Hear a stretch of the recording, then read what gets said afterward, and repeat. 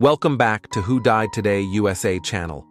In the past few days, we have received somber news about the passing of extraordinary talents. Today's episode is dedicated to honoring their memory. Additionally, we will recap the stars we have recently lost. Before we begin, we kindly ask for your support.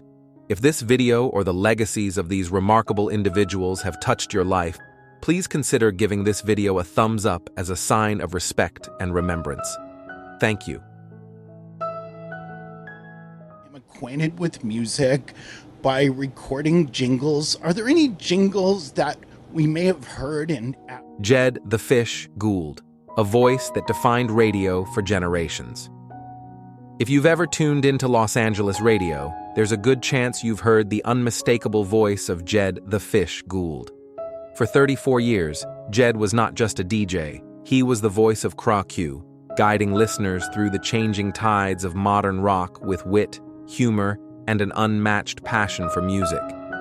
Known for introducing groundbreaking bands like the Smiths, Depeche Mode, and Green Day to a Southern California audience, Jed played a key role in shaping the music culture of the 1980s and 1990s. His show, Q of the 80s, became a staple for fans who craved fresh sounds and the latest hits in the evolving world of alternative rock.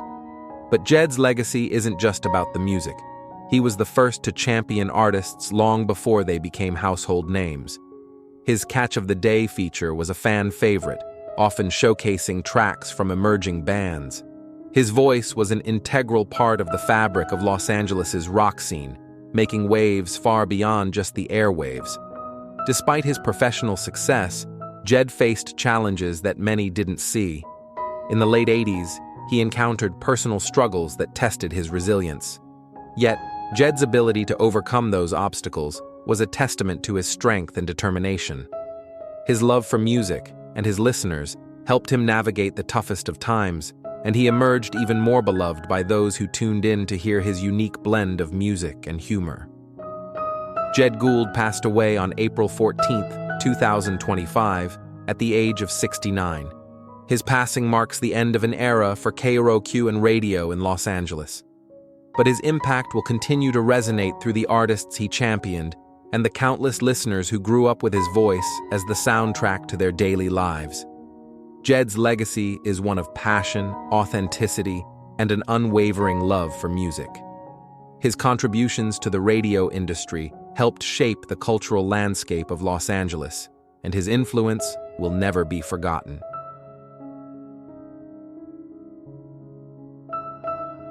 Cowboys. What's your problem, Kazansky? You're everyone's problem. That's because... Do you remember when Val Kilmer seemed unstoppable? From his iconic role as Iceman in Top Gun to his portrayal of Jim Morrison in The Doors, Kilmer was one of Hollywood's brightest stars. He had the charisma, the talent, and the looks that made him a household name. He was everywhere, leading man in big-budget films, a Hollywood icon on the rise. But then, something changed, and the world watched in shock as his career seemed to vanish. In his own words, Kilmer admitted he had been blacklisted from Hollywood, a place that once adored him. "I haven't gotten a studio job in 15 years, he said candidly. It wasn't just a slow fade, it was as though he was erased from the industry without explanation. What happened to Val Kilmer? Why was he suddenly pushed aside? Val's career took a nosedive around 1999 when he went from starring in massive hits to making low-budget, straight-to-DVD films. What was behind this sudden shift? Was it his behavior on set that led to this? Director Joel Schumacher didn't hold back, describing Val as psychotic and saying he was difficult to work with. But in the world of Hollywood, bad behavior doesn't always stop an actor from working, especially when they're making money. So, what else was at play here? Kilmer himself believed that he was blacklisted, not because of bad behavior, but because he refused to conform to the unspoken rules of the industry. The actor later said, "If you don't play by the rules, you don't work." He admitted that his outspoken nature, particularly about the business side of acting, alienated some key players. Kilmer regretted not appreciating the very industry that allowed him to live a privileged life, but the damage was done. He was effectively silenced for 15 years. Then, in 2014, Kilmer was diagnosed with throat cancer, something he kept private for years. His health declined rapidly, and fans began noticing his raspy voice and the scarves he wore to hide the effects of his condition. But Kilmer never gave up. Even as his voice was taken away, he kept fighting. He continued acting, taking roles that suited his new reality, and he even produced a documentary that captured his journey. He had filmed his life obsessively, as if he knew one day he would need to tell his story, since no one else would.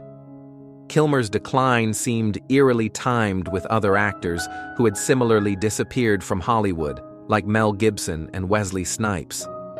Some fans believe these men were all victims of a system that punishes those who refuse to bow down to its powerful figures. And Kilmer's case was no different. Was it just a coincidence that all these actors fell from grace around the same time, or was it something darker at play? Despite everything, Kilmer's legacy isn't just about his struggles. He left behind unforgettable performances, from playing Batman to Jim Morrison, and even as his health faltered, he remained a fighter, documenting everything, never letting Hollywood's silence erase his story. Fans believe that Kilmer's downfall was not just due to his attitude, but because he refused to conform to a system that didn't always treat its stars fairly. Kilmer's story is tragic but inspiring. He rose to the top, only to be knocked down. Yet, he kept fighting for his place in the world, even when it seemed like the world had moved on without him. Kilmer may have been silenced, but his legacy lives on, reminding us that sometimes the fight isn't just for fame, it's for dignity and authenticity in an industry that can often be unforgiving. In the end, Val Kilmer will forever be remembered as a star who never stopped shining, even when Hollywood tried to dim his light.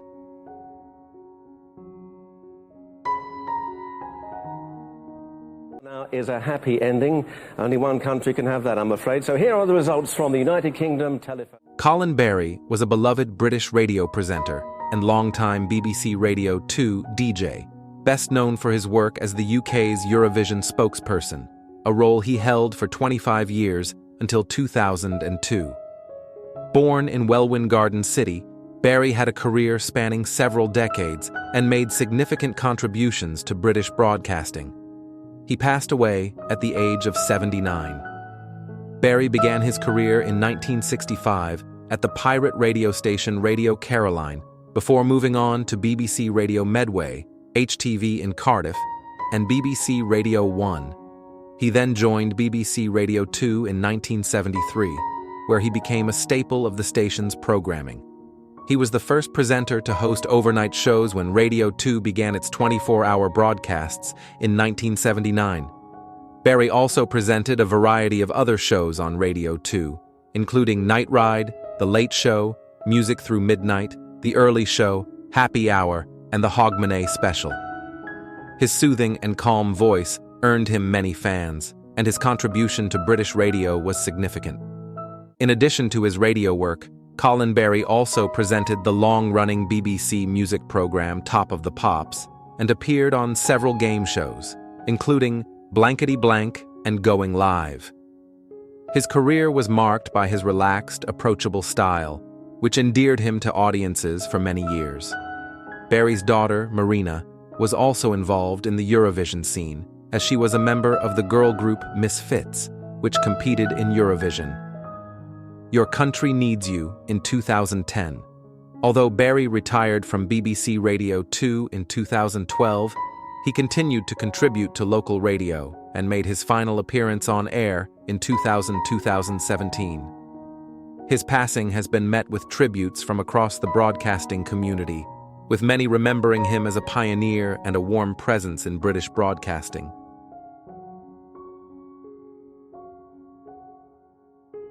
The Democratic hierarchy and structure, because we never knew who was really.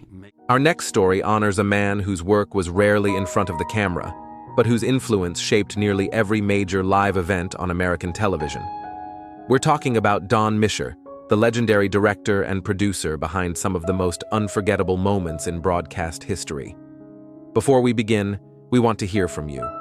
What's the most memorable TV moment you've ever watched that he directed? Let us know in the comments. We'd love to hear your story. Don Misher passed away peacefully in his sleep on April 11th, 2025, in Los Angeles. He was 85.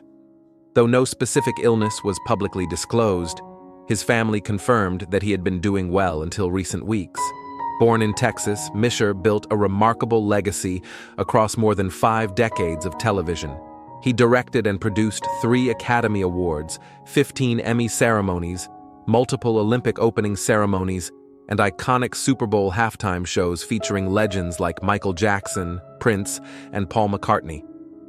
His eye for timing, storytelling, and emotion turned fleeting performances into cultural landmarks. From the solemn beauty of the annual 9/11 memorials to the energy of the Obama inaugural celebration at the Lincoln Memorial, Misher knew how to capture the heart of a moment and share it with millions.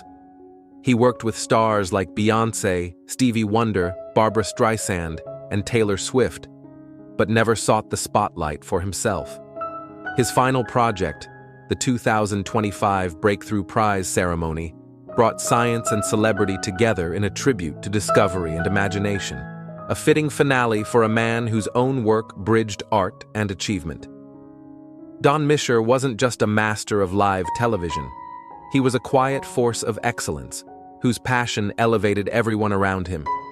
He leaves behind his wife Susan, 4 children, and 2 grandchildren, and a legacy that lives on in every broadcast that aims to inspire. What did Don Misher's work mean to you? Share your thoughts, and let's celebrate the man who made America's biggest moments feel personal, unforgettable, and deeply human.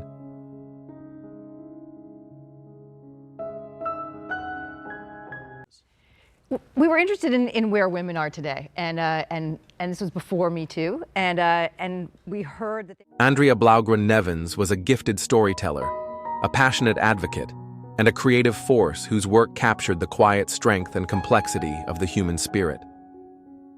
Born on March 15, 1962 in New York City, Andrea's life was steeped in art, culture, and empathy from an early age. A graduate of Harvard University, she began her career in journalism, earning a news and documentary Emmy at ABC News before stepping into the world of filmmaking, a path where she would leave a lasting impact. Andrea passed away on April 12, 2025, at the age of 63, surrounded by her loved ones at her home in Los Angeles after facing breast cancer with grace and courage. Throughout her career, she used her lens to explore identity, justice, and transformation.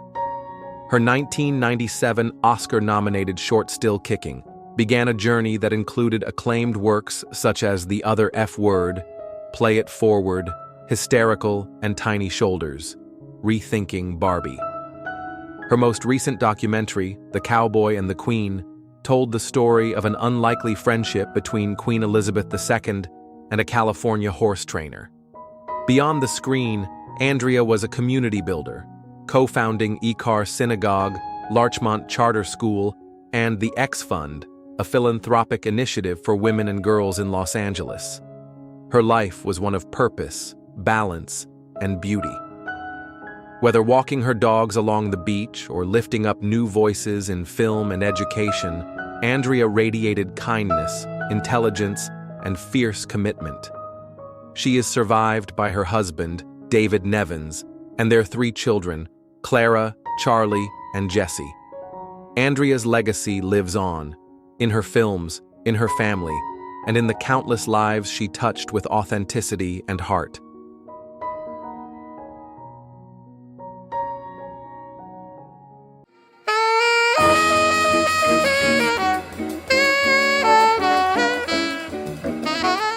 Lou Donaldson was a jazz giant whose warm tone, joyful spirit, and signature alto saxophone sound helped shape American music for more than 7 decades. Born on November 1, 1926, in Baden, North Carolina, Donaldson discovered music early, mastering the clarinet, and later the saxophone while serving in the U.S. Navy during World War II.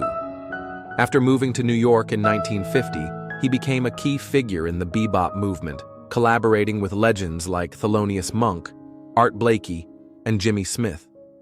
Donaldson's career took flight with Blue Note Records, where his recordings like Blues Walk and Alligator Boogaloo became defining works of soul jazz.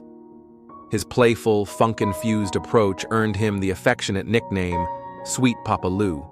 He had a gift for making jazz accessible and danceable without ever compromising its artistic heart.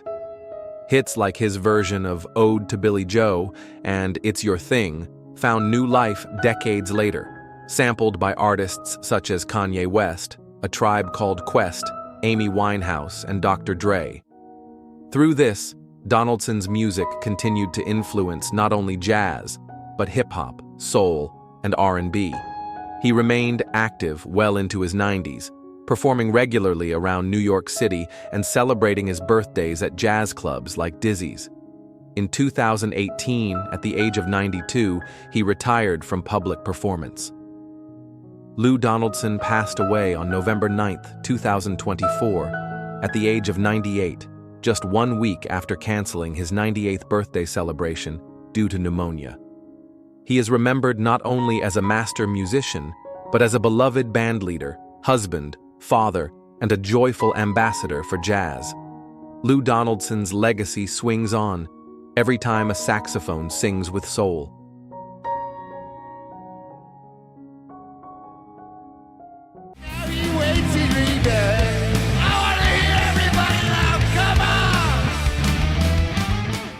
Breaking news. Ozzy Osbourne can no longer walk. But can his voice carry him one last time?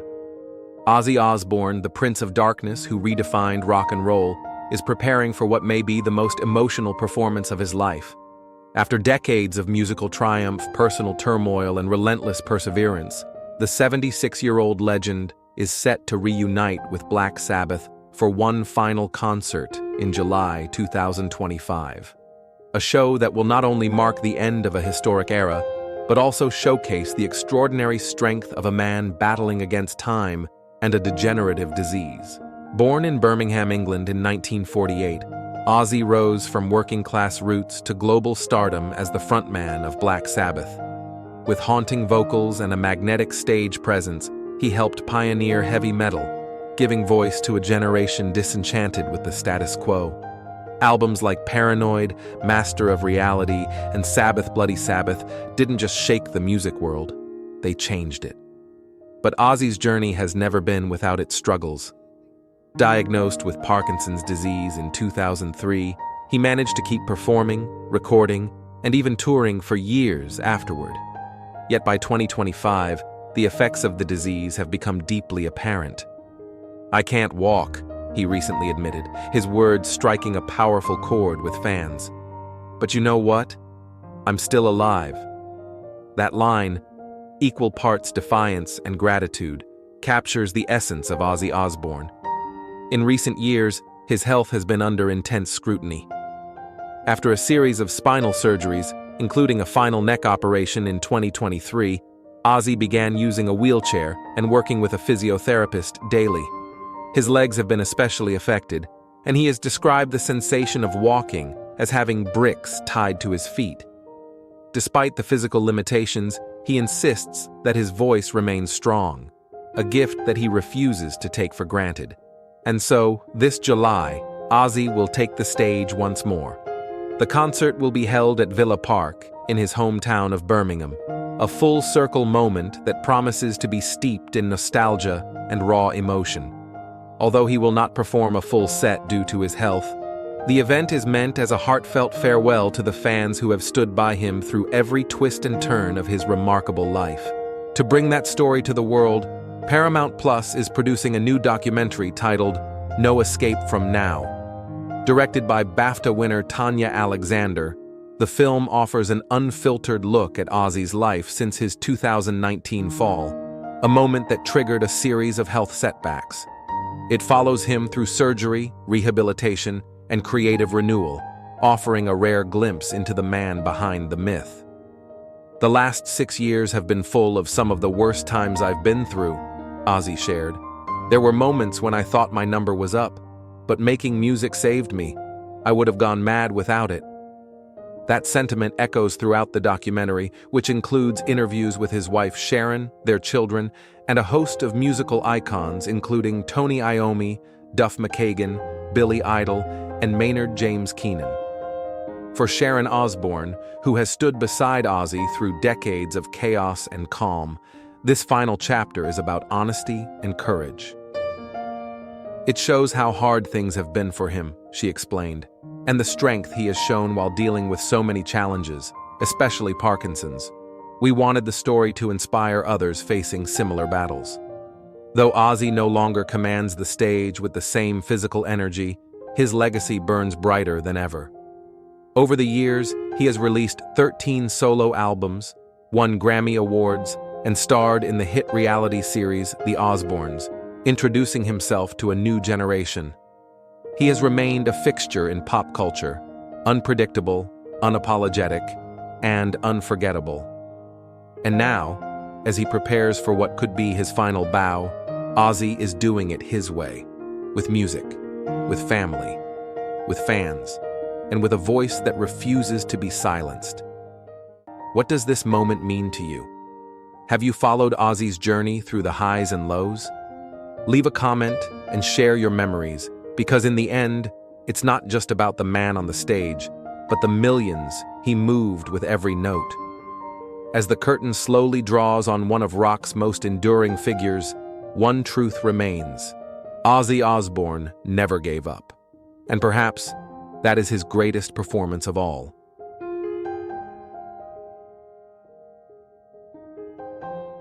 Troy Seals was a masterful American songwriter, guitarist, and vocalist whose quiet strength and lyrical depth shaped the sound of country music for generations.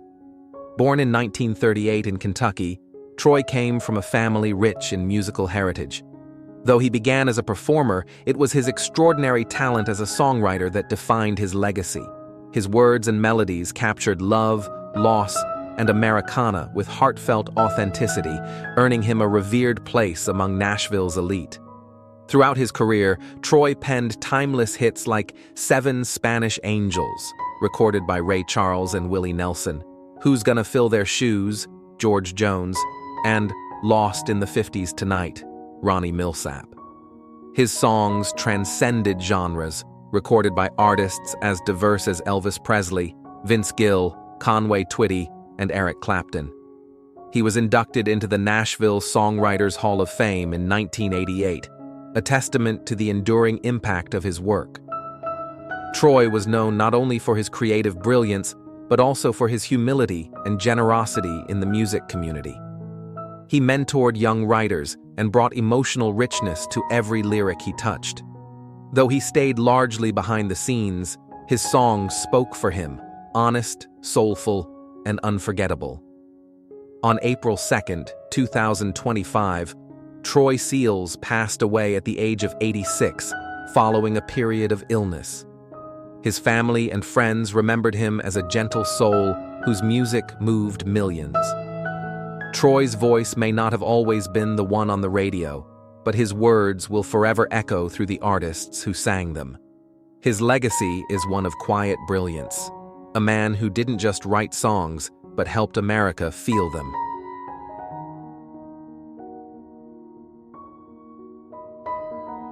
You've been marked by him, my son. We're not dealing with any ordinary demon here. Peter Jason was a beloved American character actor whose face became a familiar and comforting presence across film and television for nearly 7 decades. Born Peter Edward Ostling on July 22, 1944, in Hollywood, California, Jason grew up steeped in the culture of performance. His love for acting began in high school and flourished through his studies at Carnegie Mellon and early stage work at the American Conservatory Theater and South Coast Repertory, where he was a founding member. Over his prolific career, Jason amassed more than 275 credits, working with some of the most iconic filmmakers of his time. He became a favorite of directors Walter Hill and John Carpenter, delivering memorable performances in 48 Hours, They Live, Prince of Darkness, and Escape from L.A. On television, audiences adored him as the quirky Con Stapleton in HBO's Deadwood, a role he reprised in Deadwood, the movie, in 2019. He also left lasting impressions on shows like Mike Hammer, Private Eye, Baskets, Murder, She Wrote, and Mad Men. Off-screen, Peter was known for his humor, generosity, and infectious passion for his craft. He was also a talented baritone, a devoted tennis player, and a skilled furniture maker. He gave up drinking over 40 years ago, crediting that decision with revitalizing his life and career. Peter Jason passed away on February 20th, 2025, at the age of 80, following a long battle with cancer. He spent his final days at home in West Hollywood, surrounded by his family. He is survived by his wife Eileen Rosalie, his children Andrew and Robin, and a legacy of warm-hearted professionalism, versatility, and dedication that continues to inspire generations of performers and fans alike.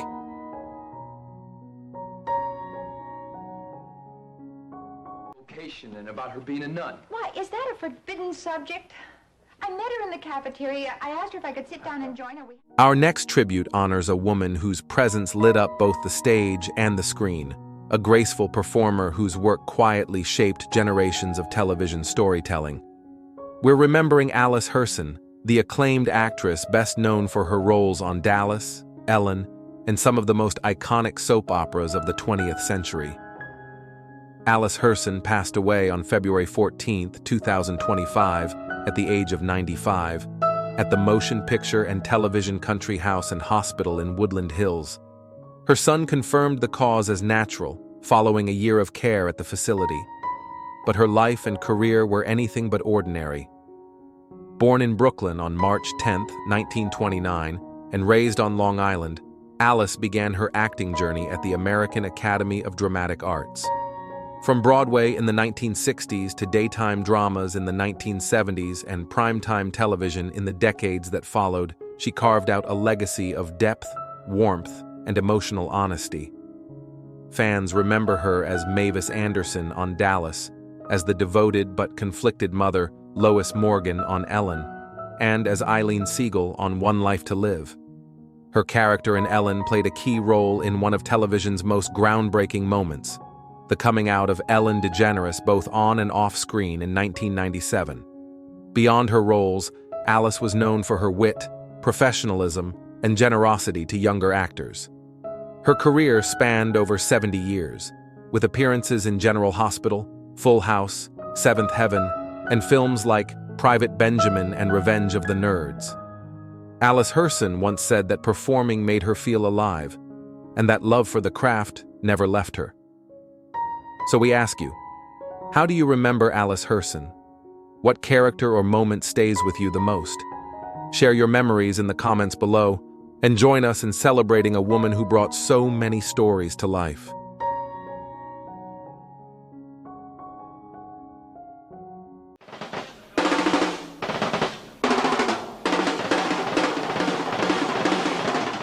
Les Binks, the thunderous and inventive drummer behind some of Judas Priest's most celebrated recordings, left a permanent imprint on the world of heavy metal with his unmatched precision and dynamic style. He passed away peacefully at a hospital in London on March 15, 2025, at the age of 73, as confirmed by the band and his family. Born James Leslie Binks in Portadown, Northern Ireland, on August 8, 1951, he began drumming at the age of 5 and built a career that would take him from session work with artists like Eric Burdon and Roger Glover to the global stage with Judas Priest.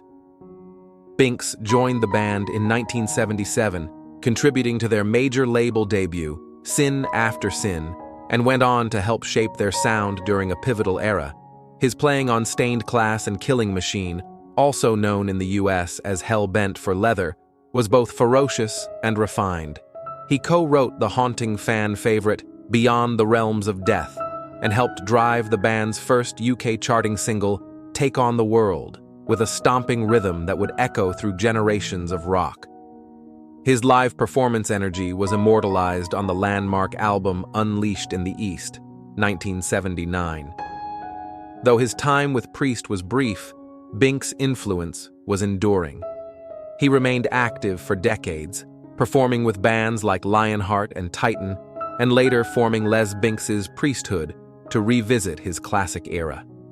In 2022, he reunited with Judas Priest on stage for the Rock and Roll Hall of Fame induction ceremony, their first time performing together in over 40 years.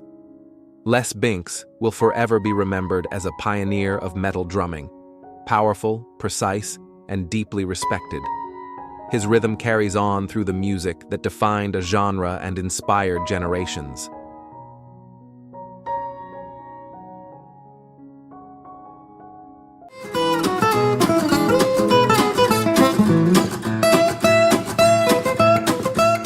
Robert Trebore, the beloved character actor best known for his unforgettable role as the flamboyant merchant Salmoneus on Hercules, The Legendary Journeys and Xena, Warrior Princess, passed away on March 11, 2025, at the age of 71.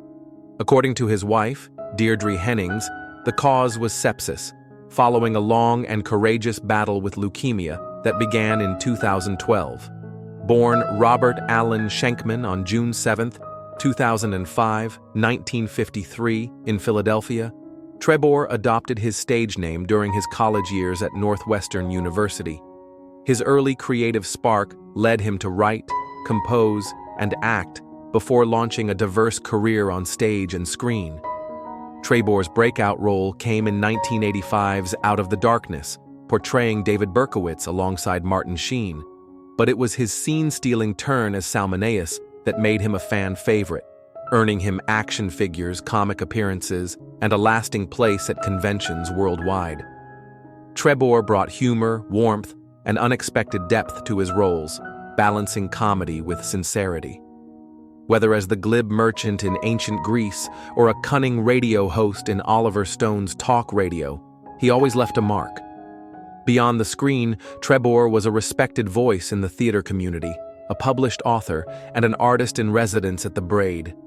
His contributions to storytelling, both humorous and heartfelt, were shaped by empathy and curiosity. He is survived by his wife of 43 years. A scholarship fund in his name has been established through the Braid, honoring a life spent inspiring others. How do you remember Robert Trebore? Share your memories in the comments, and celebrate a performer who brought both laughter and humanity to every stage he touched.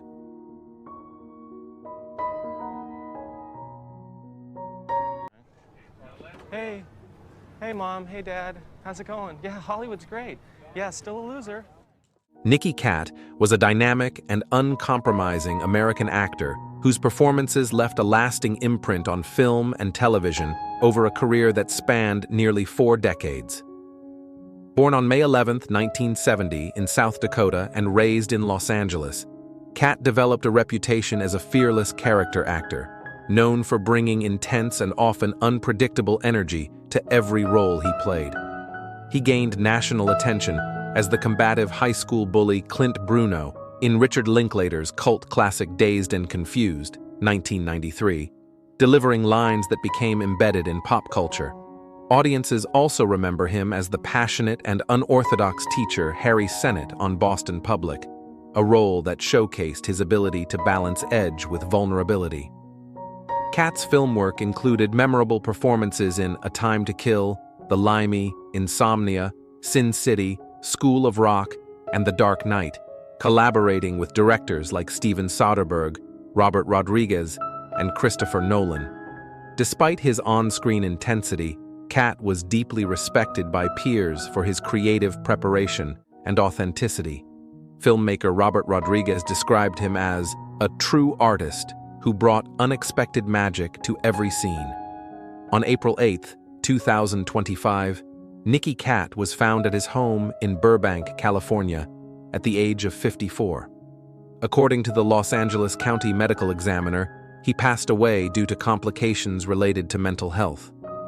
Though his final years were spent away from the spotlight, Cat's impact continues through the unforgettable characters he brought to life. He will be remembered not just for his talent, but for the raw truth he brought to every performance.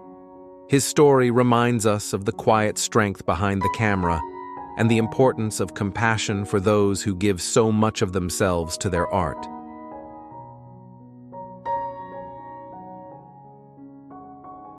Happy anniversary.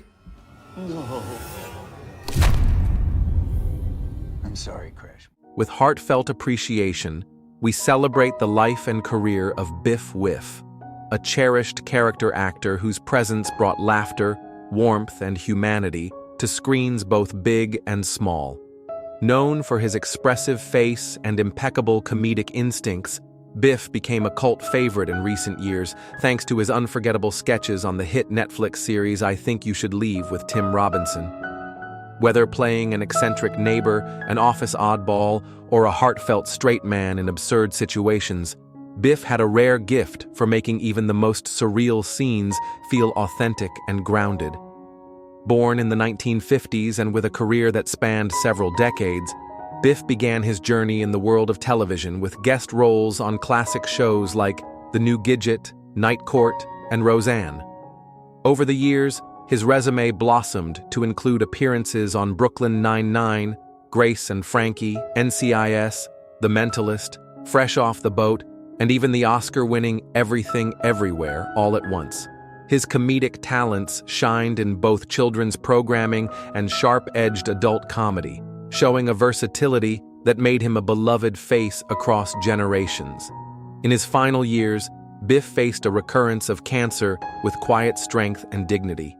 Despite health challenges, he continued to work and connect with fans, bringing joy to those who admired his craft.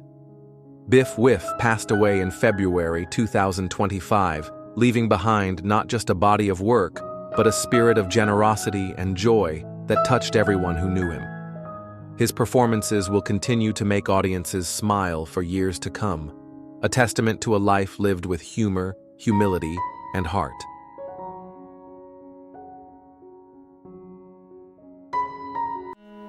I am sailing. I am sailing. Breaking news: the rock star who keeps on rocking, Rod Stewart's unstoppable journey, despite health battles.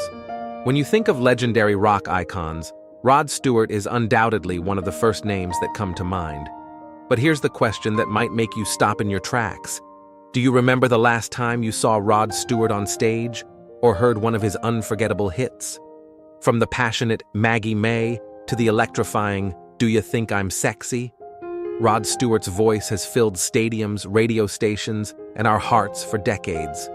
But lately, something has changed.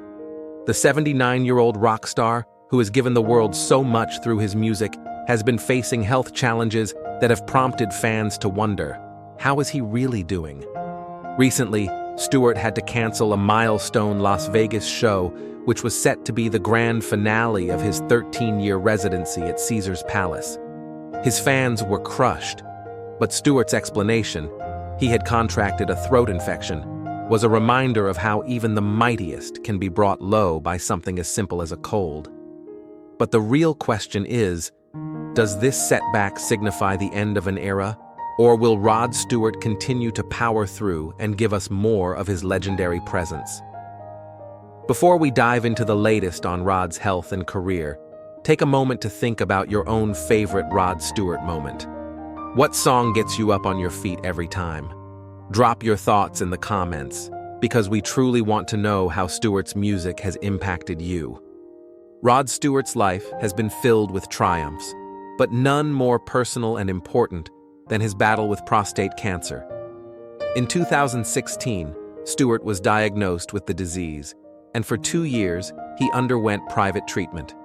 The singer chose to keep his health struggles under wraps, focusing instead on his music and his charity work.